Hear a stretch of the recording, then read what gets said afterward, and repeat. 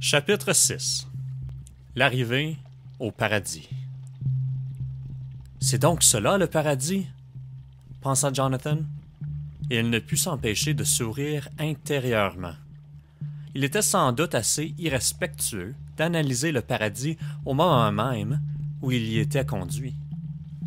Comme il s'élevait de la terre, montant dans les nuages en formation serrée avec les deux oiseaux brillants, il constata que son propre corps devenait aussi radieux que les leurs.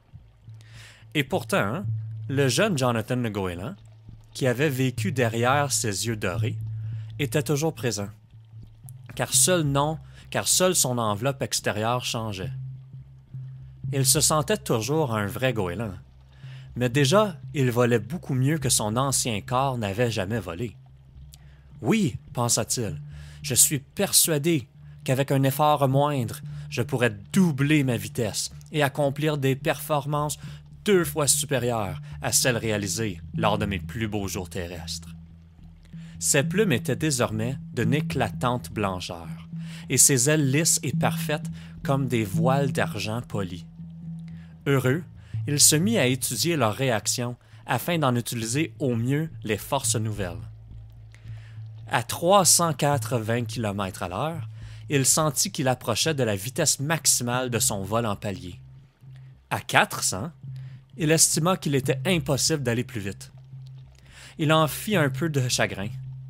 Il y avait donc une limite à ce que son nouveau corps pouvait accomplir, et, bien que son ancien record fût pulvérisé, il était tout de même une frontière qu'il ne ferait reculer qu'en moyennant un grand effort. C'est injuste, pensa-t-il. Il ne devrait pas y avoir de telles limites au paradis. Les nuages s'entr'ouvrirent. Les goélands qui l'escortaient lui crièrent « Bon atterrissage, Jonathan !» et s'évanouirent dans l'espace. Il vit qu'il survolait la mer vers un rivage tourmenté. Une poignée de goélands s'y exerçait à utiliser les courants ascendants engendrés par les falaises. Bien loin, au nord, à la limite de l'horizon, quelques autres de ses congénères volaient. Spectacle nouveau, nouvelle pensée. Les questions se pressaient dans sa tête. Pourquoi ces goélands sont-ils en si petit nombre alors que le ciel devrait en être rempli? Et pourquoi suis-je tout à coup si lasse? Comment m'imaginer que les goélands au paradis puissent être lasses ou avoir envie de dormir? Où avait-il entendu cela? Les souvenirs de la vie qu'il avait menée sur Terre se détachaient de lui par lambeaux. La Terre avait été un lieu où il avait beaucoup appris, bien sûr, mais les détails s'en effaçaient. Il y était vaguement question d'oiseaux se disputant leur pâture et aussi de sa condition d'exclu. Des goélands, au nombre d'une douzaine, qui se trouvaient près du rivage, vinrent à sa rencontre.